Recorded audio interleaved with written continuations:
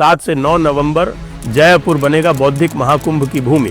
Jaipur dialogues 2025 में एक मंच पर आएंगे वे सभी योद्धा, इतिहासकार, चिंतक, रणनीतिकार और धर्म रक्षक जिनकी आवाज़ है भारत की आत्मा।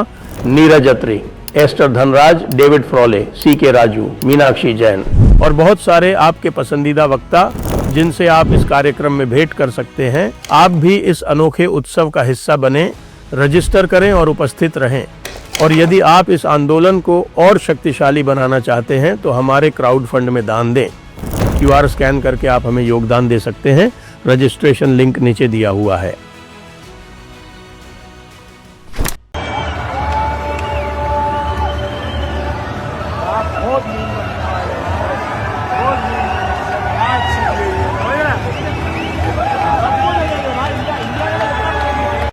नमस्ते, आप सभी से अनुरोध है कि कृपया हमारी चैनल को सब्सक्राइब करें और वीडियो को लाइक करें। एशिया कप पूरा हो गया।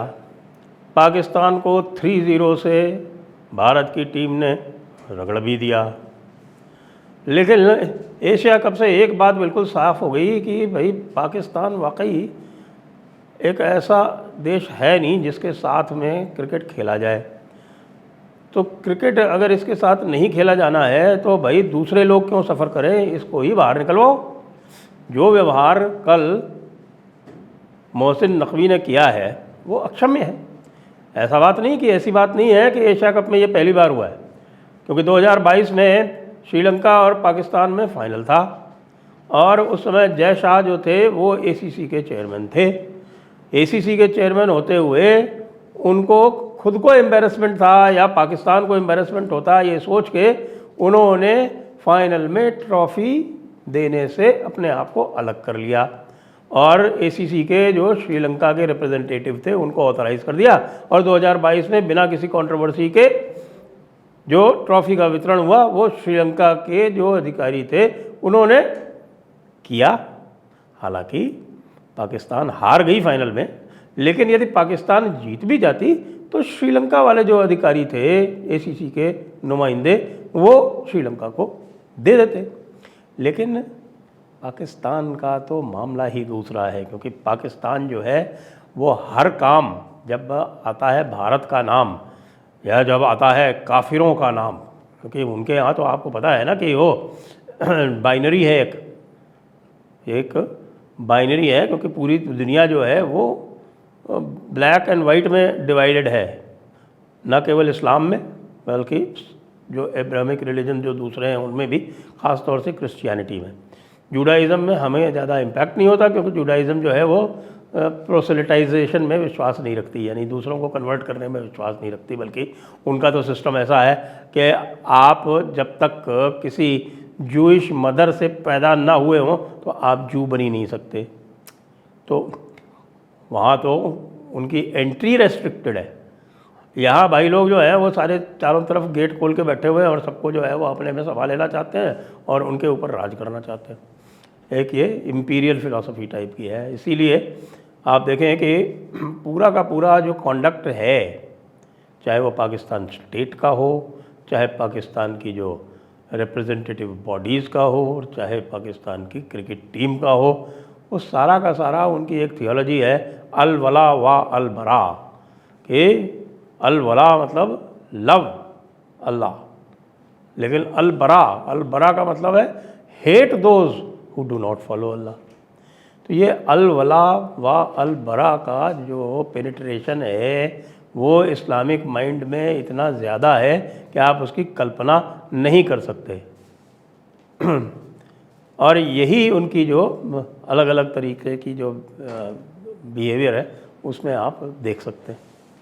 कल यही कोशिश की गई, लेकिन भारत के जो लड़के थे उन्होंने उसका बहुत ही सयानेपन से, बहुत ही सलीके से, बड़ी ही सोफिस्टिकेशन से उन्होंने उसका ऐसा जवाब दिया कि पाकिस्तान के, जिसको हम कहते हैं कि पाकिस्तान ने जूते भी खाए और प्याज भी खाए। जहाँ तक उनकी पब्लिक का सवाल है, और उनकी पब्लिक जो आप जानते हैं वो पब्लिक है जिस तरह की आप जानते हैं, उनकी पब्लिक जैसी है वैसी है।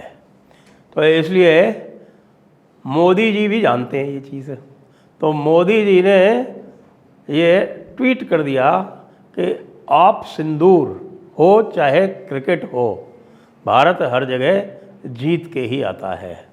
अब इसको लेके आप ये देखें कि वो जो छोरा है मोहसिन नकवी, उसके ऊपर क्या कमेंट करता है। उसके ऊपर मोहसिन नकवी ये कमेंट करता है कि हमने कितनी सारी जंगों में तुमको हराया है, so many defeats, so many defeats. मतलब अपने कल्पना लोक में क्या जीते हैं। एक्चुअली सही बात यह है कि ये बात भी मैं कई बार समझाता हूँ कि भाई जो रियलिटी है, जो डायरेक्ट रियलिटी है या डायरेक्ट एविडेंस है या जिसको हमारे यहाँ प्रत्यक्ष प्रमाण कहते हैं, उसकी कोई कीमत नहीं होती इस्लाम में। इस्लाम में वही सही है जो किताबों में लिख दिया गया, इसलिए वो अपनी किताबें जो हैं वो बदल देते हैं। उनकी किताब में 1947 भी वो जीते थे और उसके बाद फिर 1965 में भी वही जीते थे। ये अलग बात है कि 1965 के युद्ध का जो आज भी वो यौम दिफा मनाते हैं। यौम दिफा का मतलब होता है डे ऑफ डिफेंस। जिस दिन हमारी जो फ़ौजें थी लाहौर में पहुंच गई थी, लाहौर के जस्ट बाहर तक, लाहौर एयरपोर्ट जो था वो उनकी निगरानी में रहा था 6 महीने। कोई भी उस समय लाहौर एयरपोर्ट पर कोई भी जहाज़ टेक ऑफ या लैंड नहीं कर सकता था बिना भारतीय फ़ौज की परमिशन के। ये स्थिति थी उस समय। तो उसको यौम दिफा मनाते हैं लेकिन कहते हैं हम जीते थे। ओके, यहाँ तक कि आपको विश्वास नहीं होगा कि 1971 जिसमें पाकिस्तान के 2 टुकड़े हो गए, उसको भी उनकी किताबों में ये कहा जाता है कि जीत पाकिस्तान की हुई। अब कैसे जीत पाकिस्तान की हुई वो आप सोचते रहिए, क्योंकि उसका भी कोई ना कोई वो अपना वो फितरत निकाल लेंगे और उसकी फितरत वो इस तरह से निकाल लेंगे कि नहीं साहब, इससे क्या हुआ कि हमारी जो है जो ईमान है हमारा, वो ईमान ज़्यादा पुख्ता हुआ। तो जहाँ ईमान पुख्ता ज़्यादा होता है वहाँ जीत होती है। आप कुछ भी कहते रहिए कि साहब आप हारे हैं, लेकिन वो जीत हार जिसकी हम ट्रेडिशनल जीत हार की बात करते हैं वो उनकी होती नहीं है। 71 भी वो जीते थे। 99 में जिसमें नवाज शरीफ जो थे वो गए थे अमेरिका से भीख मांगने के किसी तरह से ये रुकवाओ, वो भी उन्होंने जीती थी। यहाँ भी जो इन्होंने भीख मांगी डायरेक्ट, जिसका कि रिकॉर्ड है सबके पास, ये बिल्कुल DGMO की जो लाइन है वो रिकॉर्डेड होती है, वो सब रिकॉर्ड है। उसके बाद भी बेगैरत की तरह, बेशर्मों की तरह बार बार ये बोलते रहते हैं कि साहब कि हम जीते हैं साहब 6-0। वैसे 6-0 का तो खैर बुमराह ने, हारिस रऊफ़ का अच्छा काम किया और भारत ने ख़ास तौर से हारिस रऊफ़ की जितनी पिटाई की और बुमराह ने जिस तरह से हारिस रऊफ़ को बोल्ड करके और उसके बाद उसका जेट प्लेन क्रैश किया, तो वो उसका जेट प्लेन जो है वो पूरे मैच में कल हारिस रऊफ़ का वो कई बार क्रैश हो गया। हाँ, तक कि आप देखिए कि 4 बॉलों में 11 रन दिए उसने अपने लास्ट ओवर में, 4 बॉलों में 11 रन दिए, वो क्रैश हुआ उसका वहाँ पे। और उसके पहले क्रैश हुआ, आप देखिए जब 16वां ओवर फेंकने आया और उसमें 17 रन दिए, तो वो भी उसका जेट प्लेन क्रैश था। तो कितने उसके जेट प्लेन क्रैश हुए ये आप हमको बताएं, कमेंट्स में बताएं कि भैया इस हारिस रऊफ़ के कितने जेट प्लेन क्रैश हो गए। अगर ये खुद ही जेट प्लेन था तो ये कितनी बार क्रैश हो गया।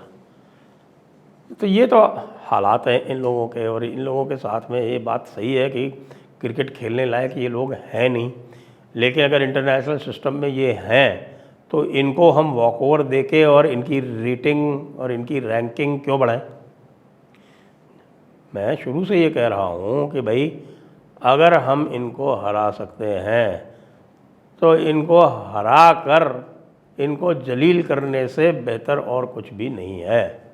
जैसा मुझे बताया जा रहा है कि पाकिस्तानी जो कि होते ही एक बड़े मासूम किस्म के लोग, जानते हैं आप, बड़े जज्बाती लोग होते हैं, जज्बे वाली कौम है। हाँ, जज्बे वाली कौम, वो जो जज्बे वाली कौम है, वो जज्बे वाली कौम अपने जज्बे में सुना है कि हारिस रऊफ़ के घर पे उन्होंने अटैक कर दिया और लोगों ने डिक्लेरेशन कर दिया अगर कहीं लाहौर में घूमते मिला तो इसको हम चीर फाड़ के रख देंगे। तो हारिस रऊफ़ का जेट जो है वो अपने घर में भी क्रैश होने वाला है जब ये वापस लौटेंगे तब। अब पता नहीं वो लौटेंगे या नहीं लौटेंगे। 3 बार भारत से हार गए लगातार। पहले तो ऐसा होता है कि साल 2 साल में एक बार हार गए।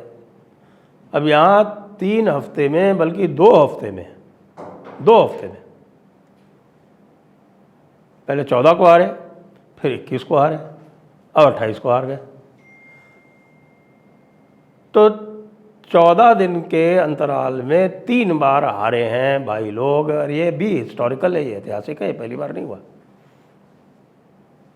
आप सिंदूर अभी जारी है, आप सिंदूर जारी है। और आप सिंदूर के बीच में आप तिलक आ गया। ये ऑपरेशन तिलक था, क्योंकि ऑपरेशन तिलक मतलब तिलक वर्मा ने, जिसकी जर्सी का नंबर बाय द वे 72 है, तिलक वर्मा ने इनको 72 ओवरों के पास पहुंचा दिया अपनी जर्सी नंबर 72 के माध्यम से। तो इसका जो आनंद है वो नेक्स्ट लेवल का है। इसका आनंद सभी लोग ले रहे हैं। मुझे निश्चित रूप से पता है कि आप लोग भी ले ही रहे होंगे। बहुत सारे लोगों ने कहा था पहले मैच से पहले, 14 तारीख वाले मैच से पहले, कि बायकॉट करेंगे।